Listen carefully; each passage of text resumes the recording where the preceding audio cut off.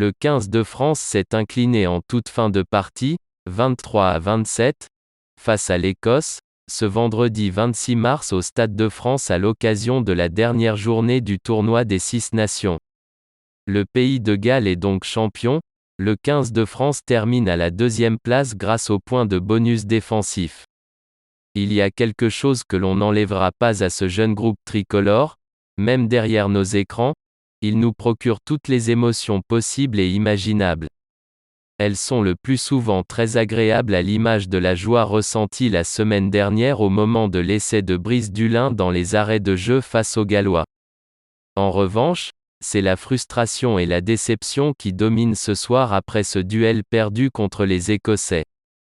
Pour être honnête, on a vite senti que cela allait être très compliqué face aux joueurs de Gregor Townsend. Piqués par le report clément de la rencontre et donc privés de plusieurs joueurs cadres, ils avaient décidé de faire la guerre en défense et dans tous les Rooks pendant 80 minutes. Comble de mauvais augure, la pluie était battante à Saint-Denis rendant un peu plus âpre cette rencontre où il ne fallait pas avoir oublié son casque à pointe. Le 15 du Chardon a longtemps mené les débats en première période grâce à un essai de Van der Merwe, 18e, et une pénalité de Russell, 6-10 à la 35e. Sous pression à chaque possession, les tricolores ont fait le dos rond avant de trouver une brèche en bout de ligne. Après une passe sautée de Dupont pour Penaud, l'ailier auvergnat retrouvait Dulin à hauteur pour le premier essai des Bleus, 35e. Une éclaircie importante qui a failli être suivie d'une deuxième pour le 15 de France après le carton jaune pour Stuart Hogg, 40e.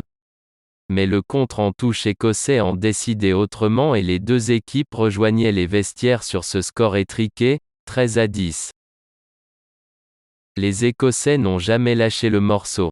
À 40 minutes de la fin de ce tournoi 2021, le calcul était simple, il manquait 3 essais et 18 points aux Bleus pour remporter cette édition.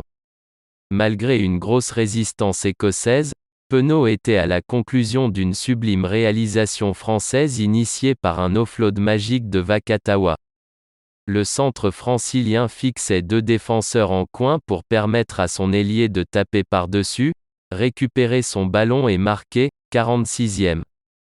18-13, on sentait que le vent tournait en la faveur des Bleus mais le chassé-croisé s'est intensifié. Russell sur pénalité, 52e, puis Sherry pour un deuxième essai casquette après un grattage mal contrôlé de Rebadge sur Maul permettait à l'Écosse de repasser devant, 18-20 à la 61e. On retrouvait le deuxième ligne toulonnais 4 minutes plus tard dans l'embut adverse pour la troisième réalisation française et son premier essai le jour de sa première titularisation, 65e. La meilleure des réponses et un espoir immense car le bonus n'était plus très loin. À l'approche du Money Time, le sort semblait encore sourire aux Bleus avec un carton rouge pour Finn Russell, coupable d'un raffut à la gorge de Dulin, 70e. Un geste réflexe qui n'a finalement pas eu d'effet puisque Serein écopait d'un carton jaune dans la foulée et les deux équipes terminaient à 14. C'est finalement au terme d'une impressionnante séquence de 20 ans de jeu que Van der Merwe s'écroulait dans l'embut et donnait la victoire au 15 du Chardon, 23-27.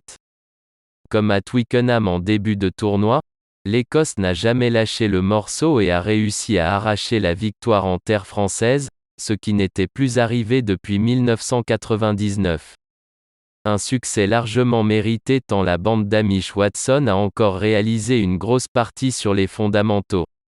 Malheureusement, c'est un terrible dénouement pour le 15 de France qui s'incline pour la deuxième fois dans cette édition et laisse le trophée au pays de Galles. Les Bleus terminent deuxième grâce au bonus défensif et butent encore sur la dernière marche comme dans le tournoi 2020, comme à l'Autumn Nation Cup.